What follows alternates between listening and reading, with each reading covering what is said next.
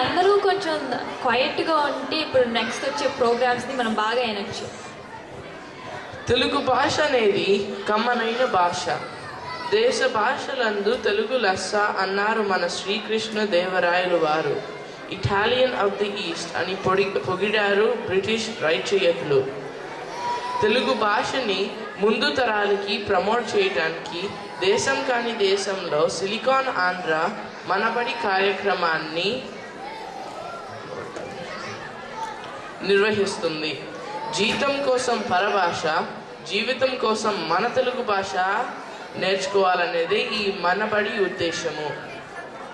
కమ్మనైన మన భాష మర్చిపోకూడదని తాపత్రయం.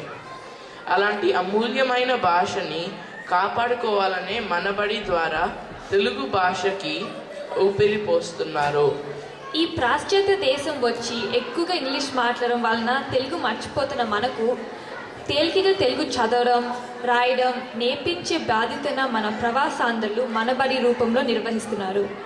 ఇప్పుడు మనబడి కార్యక్రమాలు మన జీటీఏలో కూడా మార్కమ్, మిస్సిసాగా లొకేషన్స్లో నిర్వహిస్తున్నారు. ఈ మనబడిని నిర్వహించడానికి వెనుక పలువురు వ్యక్తుల కృషి ఎంతో ఉంది. వారందరికీ మా ధన్యవాదములు.